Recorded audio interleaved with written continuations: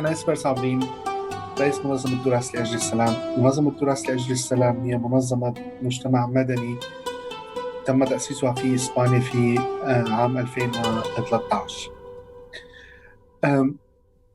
المنظمة منذ تأسيسها تعمل على مشاريع من أجل مساعدة سوريا وبلدان أخرى تعاني من حروب في مجال حماية التراث الثقافي المهدد بالخطر نتيجة هذه الحروب.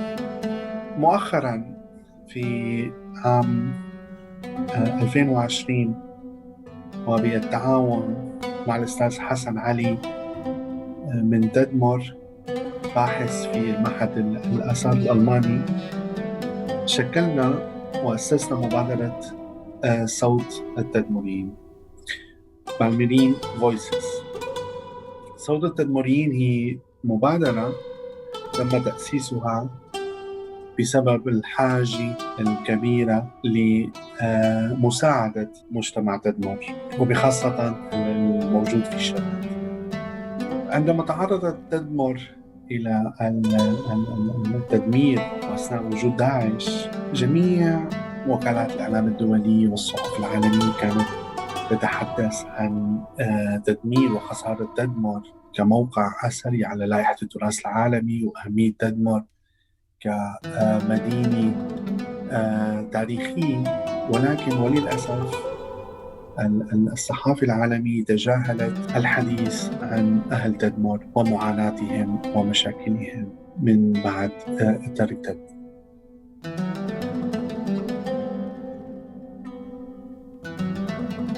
مبادرة صوت التدمريين كمشروع نموذجي يركز على أهالي تدمر الموجودين في تركيا.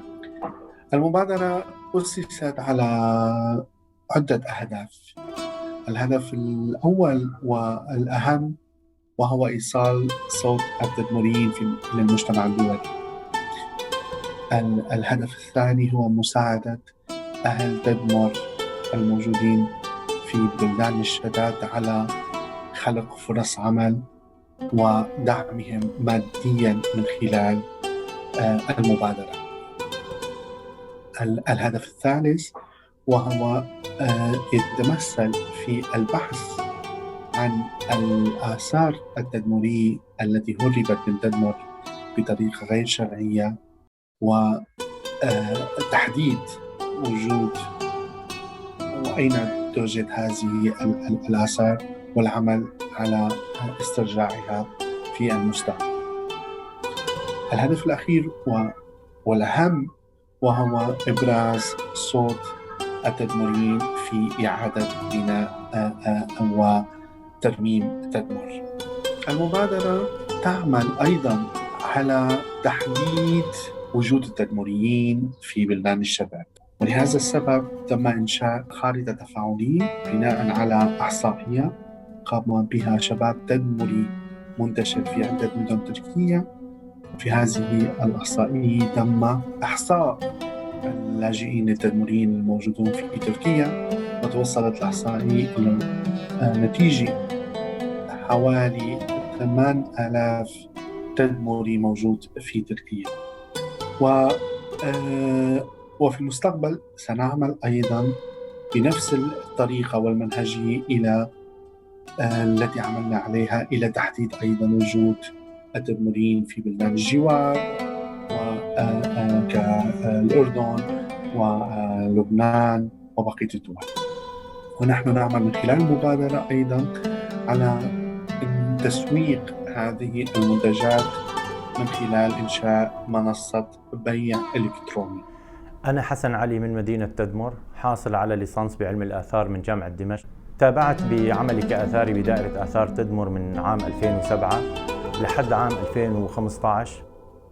في عام 2016 انتقلت للعمل مع معهد الآثار الألماني كباحث في التراث السوري من خلال منحتين بحثيات حصلت عليهم بتمويل من مؤسسة جيردا هينكل ومعهد الآثار الألماني. خلال عملي مع معهد الآثار الألماني قدمت أول مشروع كان حول استخدام التاريخ الشفوي لتوثيق التراث الثقافي والطبيعي في في البادية السورية، وحطيت هي النتائج على خارطة تفاعلية تضمنت العديد من المواقع اللي عملت على توثيقها في القطاع الشرقي من البادية السورية.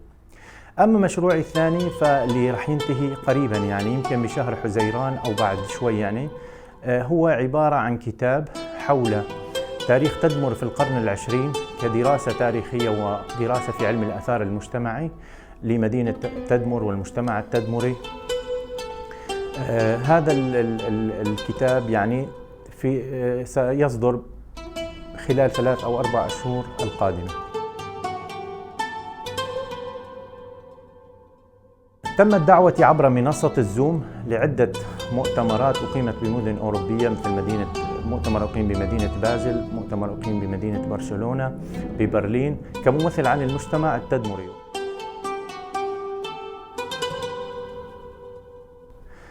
أحد هذه المهن الثمانية مثلا صناعة الأحذية والجلديات التدمرية. هي المهنة يعني ما صنيعة اليوم وامبارح، هي مهنة موجودة من العصر الروماني بتدمر، أو يمكن قبل العصر الروماني. ونفس الطراز الحذاء التدمري اللي كان يصنع في العهد الروماني كان يصنع على أيدي هؤلاء المهنيين، اللي منهم هذا الشاب وضاح اللي عم يشتغل معنا بمشروع مبادرة صوت التدمريين. وهي العائلة من أكثر من 300 سنة تزاول هذه المهنة في بلدة تدمر العتيقة اللي كانت بمعبد بل، وثم انتقل محلهم إلى السوق العتيق في مدينة تدمر الجديدة، يعني البلدة الظاهرة اللي يسموها البلدة الظاهرة. وكان آخرهم هو هذا الشاب وضاح اللي موجود حاليا بتركيا، وما بعرف يمكن ما ضل غيره يشتغل شيء اسمه الحذاء أو اللي بيسمى النعول التدمري، يعني أو الجلديات التدمرية.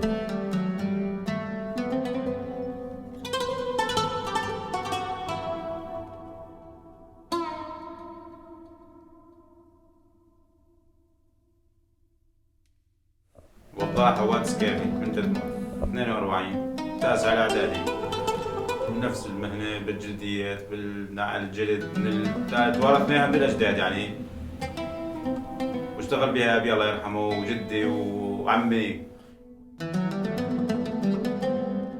2015 نزحنا على الرقة. نعم. من الرقة ضلينا فترة كمان، طلعنا على إدلب. من إدلب قعدنا كمان بإدلب شي 2 3 وبعدين جينا فتنا على تركيا تهريب. نفس الموديل، هذا الموديل معروف عندنا نعود تدمري. هجاني أو حجازي بيقولوا عني. نعم. وبعدين وفي كمان موديل ثاني شريطة واحدة حجازي، وبيقولوا عنها حجازي أكثر شيء هذاك. هلا هيك الوجه بده تلزيق وقطن وبعدين ندوز على الماكينة. نعم. وبعدين بنقص طبانة وبنركبه تركيب، بنشد معني تركيب يعني. نعم. بنشوف القياسات، يعني ما عندنا قوالب ولا عندنا شيء بنوف هلا، كلها عم نشتغل، حتى القوالب هذول حطينا هنا قصينا هنا على ايدي. نعم. بناخذ هيك على هيك، يعني القياس هذا هيك. نمرة 2 نمرة 3 نمرة 4 42 43 44 كلها بدي اخذ القياس هذا هيك. هي اسمها الجلف. نعم. وشيء ما يضل في خشونه هون خالص، رجلك خالص، كله بصير يعني كأنه تنعيم يعني. ايوه. نعم. رجلك كامل هيك. نعم. والمطرح سندان سماع جدا، اي والله في سندان وفي اسمها قرميه كمان. هلا بشو عم تستعير بدل السندان يعني؟ هلا حطينا طاوله مثل هاي، هي اساسا لازم تكون طاوله خشب مدوره كمان هيك تكون نعم. تزبط، وفي سندان حديد كمان جنبها. فاحنا بنساوي بنفصل سندان ونفصل شنطه كمان تطلع بايدنا، يعني قشطه كمار جلد. نعم. بالنسبه للاحذيه شو غير هي النوع من الاحذيه؟ صندل. بنسوي صندل روماني الى خيوط. نعم. وصندل الى بزيم يعني كمان من ورا هيك. نسائي ورجالي واطفال واولادي كمان هيك بناتي كلهم بنشتغل. طبعا الواحد محل بلدي اكثر شيء، بس يسمع تدمر محل الاثار البساتين، وقت تطلع القلعه بتشوف تدمر مثلا شلون البساتين تدمر النخيل.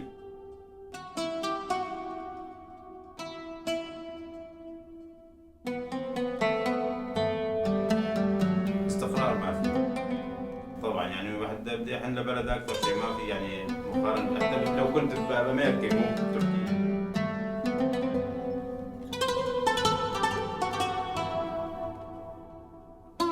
اجمل ذكرياتنا يعني كانت وقت اللي كنا بالسوق، كان بيجي السياح والاجانب كلها هيك، والعالم تروح على البساتين هتجيب الزيتون وتجيب التمر. كان محلك وين بالسوق؟ السوق الجنوبي، السوق الشرقية. التراث يعني بدل على تراث الأجداد لكل شيء، للمهنة للمصلحة، كل واحد بإيده مصلحة تحن يعني بكون تراث إنه عن أب عن جد يعني بيشتغل فيها. هالمهنة ما حد بيعرف يشتغل بتدمر حاليا غير اللي بس. نعم. كل هو اللي مات الله يرحمه اللي شجع. المشروع تمام كثير يعني مستعملتنا ضل في استمرارية يعني بهيك مشاريع مثل التراث، يعني مهنتنا هيك وغير هيك تمام، مشان نضل محافظين عليه. واحنا بتمنى يكون هلا شغلنا احنا بالبيت، هلا بتمنى يكون في محل نشتغل فيه دكان ونجيب عدد من التدامرة يعني المبتدئين يتدربوا عليه. كمان في مهنة أخرى، هاي المهنة هي مهنة المشغولات الجصية. ينجزها أحد الأشخاص الذي كان يعمل لدى الورشات الفنية في دائرة آثار تدمر، وكان ينتج مجسمات من الجص للمباني التدمرية القديمة. فحاول مرارا وتكرارا أن يعمل مجسم كبير لمدينة تدمر، وعندما كان بتدمر يعني قبل عام 2015، لكن بسبب نزوحه بعد عام 2015 خرج هو وعائلته وما استطاع يحمل شيء من الإرث اللي تركه من هاي المجسمات اللي كانت تشكل كامل مدينة تدمر الأثرية مشغولة من الجص في بيته. فحاول يعيد تكرار هاي الفكرة مرة ثانية من ذاكرته، بدون الاستعانة، غالبا بدون الاستعانة يعني إلا ببعض الصور يعني اللي موجودة عنده. يعني كثير من الأشخاص اللي طلعوا ما حملوا شيء من الصور أو الفيديوهات أو إلى آخره. فهذا الشغل اعتمد على ذاكرته الشخصية. يعيش النازح التدمري الفنان علي طه في مدينة الباب في الشمال السوري، والبالغ من العمر 59 عاماً. ولد علي طه في تدمر ولم يتلقى أي تعليم بسبب الضعف الحاد في النطق والسمع الذي يعاني منهما منذ الولادة. رافق والده صالح الطه للعمل على ترميم المباني الأثرية ومرافقة البعثات الأثرية الأجنبية ضمن عمله مع مديرية الآثار والمتاحف لأكثر من 40 عاماً. ومن والده صالح وعمه عبيد الطه المدير السابق لمصلحة آثار تدمر اكتسب علي الخبرة واستمر في أعمال الترميم حتى عام 1998. ترك علي بعدها العمل بسبب المردود المالي الضعيف، حيث كان يتقاضى راتبا ضعيفا من الدولة. عمل بعدها في مجال البناء والديكور المنزلي حتى عام 2004، حيث أحس حينها برغبة في العودة إلى شغفه القديم وتصميم مجسم ضخم لمدينة تدمر.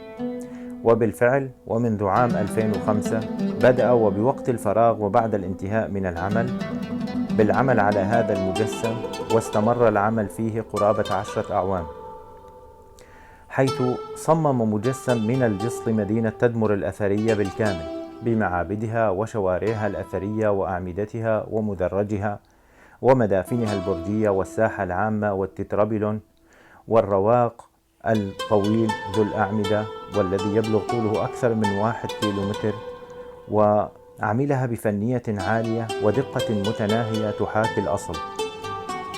في شتاء عام 2015 نزح الفنان علي طه مع عائلته إلى الرقة بعد أن فقد 4 من أبنائه جراء الحرب، غير أن الظروف كانت صعبة للغاية، فاضطر للنزوح ثانية إلى مدينة الباب شرقي حلب عام 2017. رغم التمويل الشحيح الذي يتلقاه علي، وبالاعتماد على ذاكرته البصرية في رؤية الآثار المتبقية واستكمال النقص من مخيلته، عاد علي للعمل على إنشاء مجسمات منفردة من المباني الأثرية لمدينة تدمر. تتضمن هذه المجسمات أدق التفاصيل الإنشائية والزخرفية الموجودة على الجدران والأسقف والسواكف والأعمدة والأبواب والأقواس، وللأسف الكثير من المعالم الأثرية اليوم طالها التخريب والدمار، مثل معبد بعل شامين وحرم معبد بل وأسد اللات الذي كان يحرس بوابة متحف تدمر، وقوس النصر وقسم من واجهة المسرح الروماني والمدافن التدمرية وغيرها. يحلم علي بتلقي تمويل ليتمكن من الاستمرار بعمله وتصميم مجسم لكامل المدينة الأثرية في تدمر، ويتمكن من تعليم جيل الشباب حول أسرار هذه المهنة ليتم تناقلها من الأجداد إلى الأحفاد وحفظها من الاندثار. كذلك اخترنا مهنة مشغولات النول اليدوي التي كانت تتميز بإنتاج البسط والأغطية الصوفية والحقائب والكثير من اللوازم المنزلية الأخرى. هي المهنة موجودة بتدمر وموجودة بالبادية السورية من مئات السنين، حتى الزخرفة اللي موجود عليها نفس الزخرفة اللي كانت موجودة بالفترات الأموية، ولا زالت موجودة هي الزخرفة ويستعين بها هؤلاء المهنيين في مدينة تدمر. وإحدى هؤلاء النساء لا زالت تزاول هذه المهنة في مدينة غازي عين-تاب، وتهتم أيضا بالتطوير على هذه المهنة، فلديها أيضا نول مصنوع باليد، يعني هذا النول المصنوع يدويا تنتج عليه لوحات من الصوف، يعني غير إنتاج البسط في إنتاج من لوحات الصوف.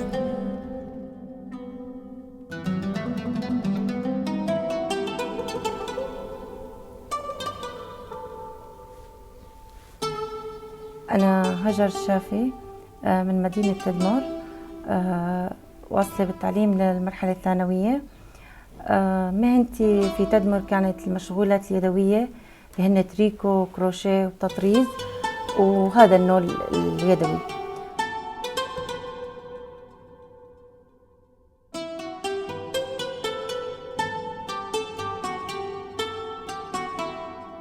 بتدمر كانت مجرد هواية وحب واطلاع على هي المهن، تعلمتها من صغري من جداتي ووالدتي، طورت هاي المهنة. وللأحداث اللي صارت بسوريا انتقلنا على تركيا، وبتركيا كمان اشتغلت بنفس المجال، ولكن طورت على هاي المهنة. جربت اني اشتغل بعدة مجالات يعني، وما زبط يعني الموضوع، لأنه يمكن ما إلي خبرة كبيرة بغير شيء غير المشغولات اليدوية.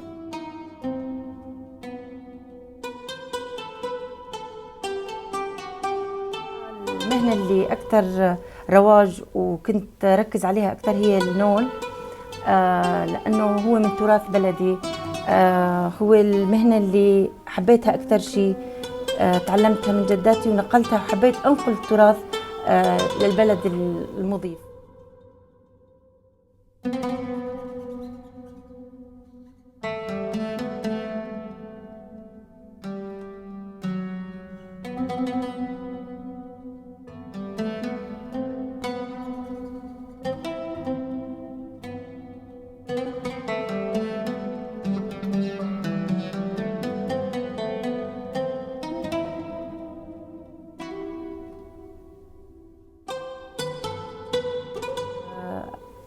طورت على شغل النول عدة غرز، عدة حركات إضافية.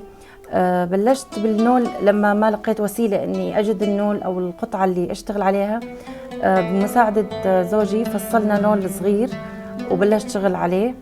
بعدين احتجنا أو احتياجات السوق كانت إنه قطع أكبر، فطورنا النول لحجم أكبر وبلشنا بإنتاج قطع أكبر، من الشناتي للوحات حتى للكوسترات أو لأغطية الطرابيزات. حاليا عم ندخل شوي شغلات على النول مثل الخشب الطبيعي أو الصخور البحرية أو إضافات جديدة. إن شاء الله بالمستقبل حنشوف قطع مميزة من هاي الشغل. أول ما يتبادر لذهني أو حدا يذكر مدينة تدمر، فوراً بشعر بمشاعر مختلطة من الحنين، ألم الفراق لهي المدينة اللي ولدت وعشت طفولتي وكبرت فيها. يعني صعب حتى أني أوصف مشاعر الحنين لهي المدينة. وحتى كل ما زاد الفراق عم يزيد ألم الحنين أو الاشتياق لهي المدينة. من أجمل ذكرياتي بهاي المدينة ذكريات كثيرة، ومنها ذكريات بناء بيتي، كيف أنا وزوجي تعاوننا إنه نبني هذا البيت، قررنا أن نبنيه مثل ما بنحب حتى لأصغر التفاصيل. ولما انتهينا من أعمار البناء البيت أو بنائه فقط سكننا فيه عدة أشهر، وبعدها بلشت الأحداث والحرب وطلعنا قسرا يعني من البيت. طبعا أنا مهتمة جدا بالموروث التراثي لبلدي ولمدينتي تدمر. حتى شغلي بالنول هو استمرار لهذا التراث. أحمل على عاتقي إبقاء هذا التراث وأحيائه من جديد، وحتى نقله للجيل القادم إن شاء الله.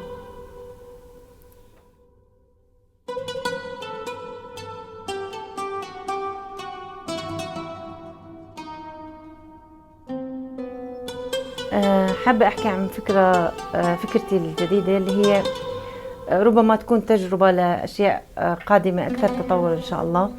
هي مستوحاة من الخشب الطبيعي مثل ما هو تشكيلته الطبيعية على الشجر، مع إدخال النول بطريقة كمان تتناسب مع انحناءات الخشب، وحيكون في شغل نول بالوسط. حيكون في أحجام، في أشكال مختلفة، ألوان مختلفة، ربما إدخال أشياء أخرى كمان غير الخشب، ممكن الأحجار الكريمة لحتى يتناسب أي أنواع طبيعية مع النول إن شاء الله. كذلك اخترنا 2 من النساء اللواتي يعملن بمهنة التطريز اليدوي التي لا تكاد بلد تخلو من هذه المهنة، والتي تحتاج إلى صبر النساء. هذه المهنة طورت عليها أيضا هذه النساء وصنعت صور من تدمر على القماش. فمثلا إحداهن كانت تطرز صورة قوس النصر مثلا على إحدى اللوحات القماشية، أو مثلا مظاهر من الحياة العامة اللي كانت في تدمر مثل نقل الماء على الجرار، أو مثلا رسم لأحدى الحيوانات اللي كانت موجودة في البادية التدمرية كالغزال أو الجمل إلى آخره.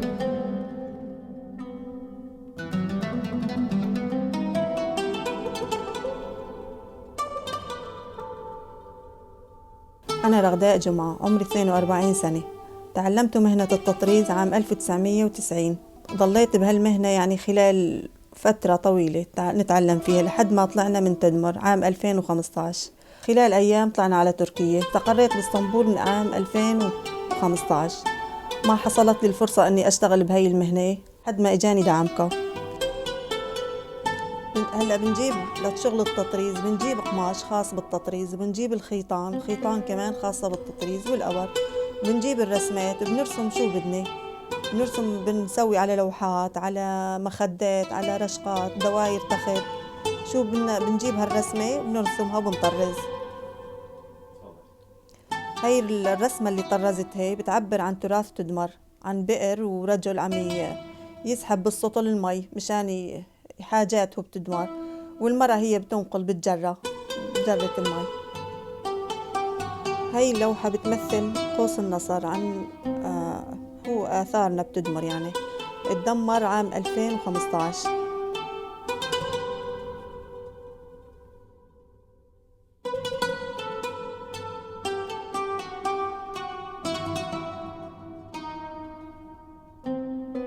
مديحة عبد الله، عمري 43 سنة. تدمر كانت مهنة التطريز، كنا يعني نطرز لبيوتنا، بس هلا هون يعني صرنا ناخذها انها مهنة نستفيد منها، ان الناس تعيش من وراها بهالشغل التطريز. بالبداية احنا كنا بتدمر، بس قررنا ان طلعنا على القريتين، ضلينا بالقريتين حوالي الشهر.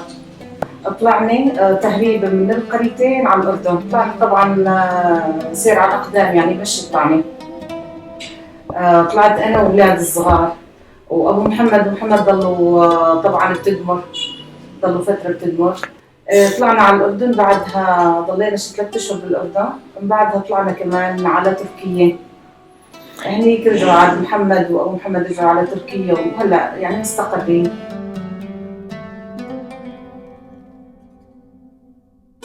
هلا بالبدايه بدنا نختار الرسمه الحلوه، طبعا الرسمه المتقنه، الرسمه يعني تكون هيك. نحن اكثر رسمه هي عن حضارتنا، حضاره تدمر، يعني عن اثار تدمر.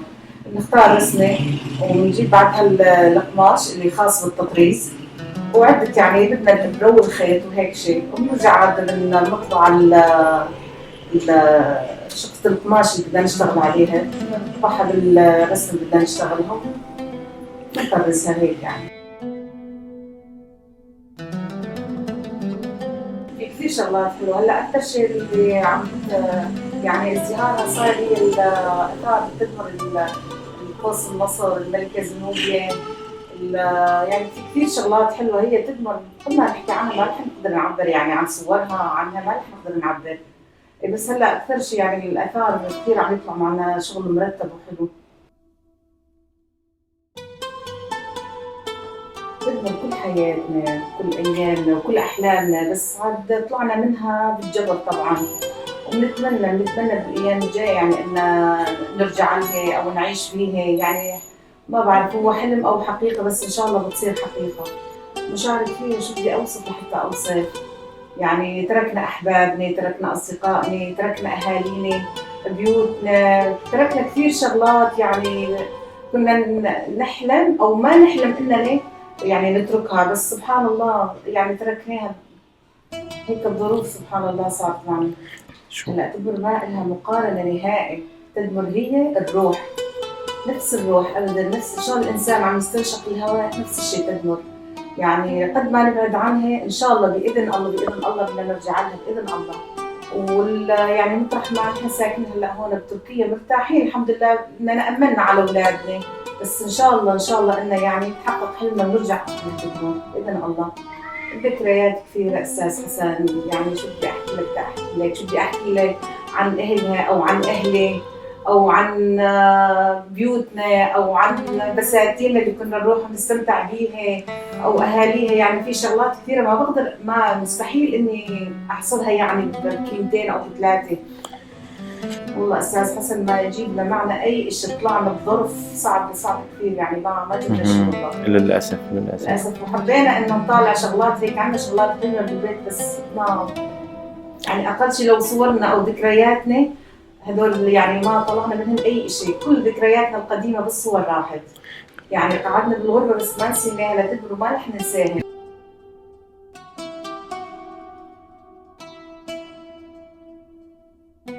مشكورين على المشروع حلو، بس بتمنى بالايام الجايه اني مثلا افتتح مكان للبنات للصبايا، لان احنا مشروع التطريز تهجيرنا، الناس استفادت منا، الصبايا استفادوا منا، انها صفى منا المعروض، لو انه بسيط المعروض اللي عم يجيهن بس عم يتعيشن منا.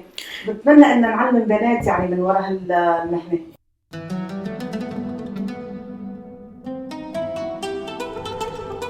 كذلك ظهرت في تدمر مهنة تعرف بمهنة الرسم بواسطة الرمل ضمن القوارير الزجاجية، وهذه المهنة يعني ظهرت من عشرات السنين فقط في تدمر، ولا يزال أحد الشباب وهو زياد موجود في مدينة أزمير ويزاول هذه المهنة وينتج الكثير من القوارير الزجاجية الجميلة التي تمثل موضوعات من التراث التدمري سواء المادي أو حتى الحياة المعيشية للتدمريين.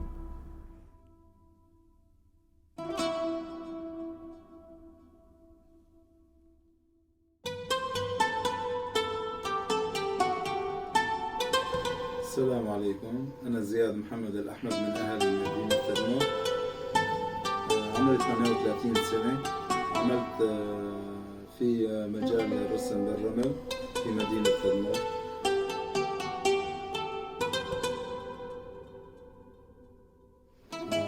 في 2015 غادرت المدينة أنا وعائلتي وسافرنا إلى تركيا. جلسنا في مدينة الريحانية بعض أشهر، ومن بعدها سافرنا إلى مدينة إزمير وجلست فيها 5 سنوات، ولم أعمل في مجال مصلحتي ومهنتي الرسم بالرمل لحد ما أتاني الدعم من حضرتكم.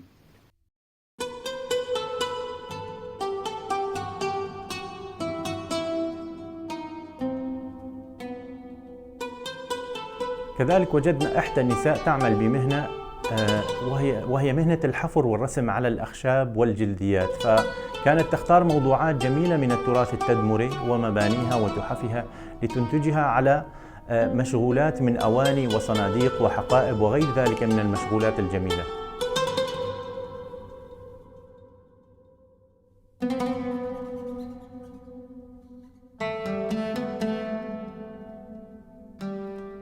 أنا زينب محمد من مدينة تدمر، عمري 34 سنة. من أنا صغيرة أكيد كنت أحب الرسم، وحبيت إني بعد البكالوريا إني أكفي هالمجال، فدخلت اختصاص معهد إعداد مدرسين، وكمان طبعا كان اختصاصي رسم. وبعد ما خلصت حاولت إني أشتغل بمجال الحرق على الخشب والجلد بمدينة تدمر، فصار عدة معارض واشتركت شوي فيهم. وقت اجينا على تركيا طبعا بال 2016 ما كان في هالإمكانية، فحاولت إني تربية الأولاد، وجبت أشياء بسيطة مثل عدة صواني، عدة صناديق أشتغلهم كرمال إني ما أقتل مهنتي. بس الحمد لله هلأ بعد هذا الدعم حاولت أجيب المواد الناقصيني.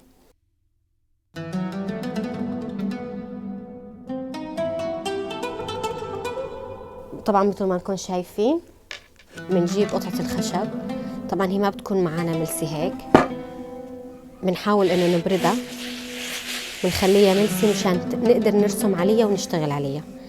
هلا في عنا اوقات رسومات كثير تكون بسيطة، انا برسمهم طبعا بايدي مثل ما نكون شايفين، نرسم الرسمة هيك، وبعدين عاد بنبلش حرقة، تطلع معانا في عدة نتائج. طبعا مثل ما نكون شايفين هون هاي اللوحة تعتبر بسيطة كتير، هي عبارة عن جمال، أكيد أي شيء له علاقة بتدمر. طبعا إذا كانت الرسمة كتير فيها حركات بنحاول نحن نكون مجهزين الرسمات اللي بدنا إياها على ورق ونطبعها على الكربون، وأنا بعدين بقعد بشتغل فيهم عن طريق الجهاز الحارق. طبعا نحن في عنا نوعين حارق مشان يساعدنا بحرق الخشب. هلأ في هذا بيجي حامي كتير، بنحاول انه نشتغل فيه مشان تبين الرسمة مزبوطة وتحترق على الخشب. وفي عنا جهاز تاني بيكون له روسه بسيطة، هاي بنحاول انه نستعمله للجلد اكتر شيء لان بيكون حماوته اخف.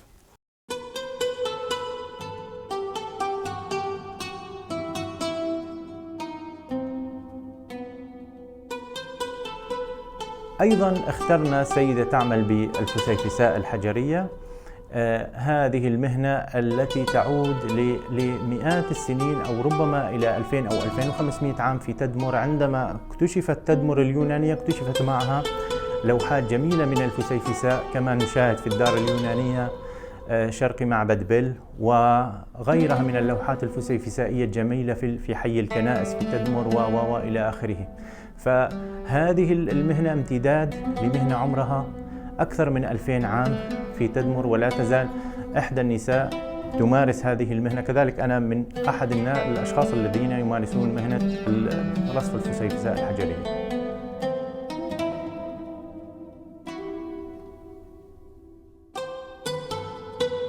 السلام عليكم، أنا سوسن حماد من مدينة تدمر، حاصلة على ليسانس في كلية الشريعة جامعة دمشق. عملت في تدمر مدرسة لمادة التربية الإسلامية واللغة العربية.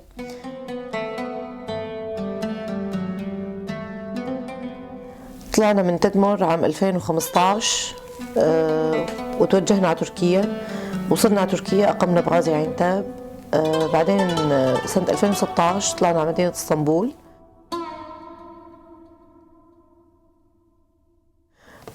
تعلمت مهنة الفسيفساء أو مهنة الموزاييك، رصف الحجر من زوجي، كان هو ملم بهي المهنة يعني وعنده هواية فيها. ظليت معه كمتدربة لمدة 4 سنوات. تعلمت منه رصف الفسيفساء والحجر لحتى صرت أرصف لوحات لوحدي. يعني إطار اللوحة بقياس A3 أو A3 بحجم هاي اللوحة اللي أنا عاملتها. الفسيفساء معروفة من مئات السنين مدينة تدمر طبعا. بس اللي ما بيعرف عن هي المهنة، هي عبارة عن اختيار لوحة أو صورة، عبارة عن صورة أو رسمة بنختارها. بعدين بنطبع هي اللوحة، بنحطها على ورق كرتون. بعدين بنحط مادة النايلون كعازل. بعدها بنجيب الحجر، بنحدد على الحجر القياس اللي نحن بدنا اياه او الاطار اللي نحن بدنا اياه. بنستخدم هي القطاعة مشان نقطع الحجر للحجم المناسب اللي بدنا نستخدمه بهي اللوحة. نقطع الحجر بالحجم المناسب. بعدين بنستخدم هي اللاصق، بنحط المادة اللاصقة وبنلزق الحجر على اللوحة بالمكان المناسب. طبعا بنثبت كل الحجر على هي الأساس وبنتركه لحتى ينشف وتستقر اللوحة والحجر بالمكان المناسب.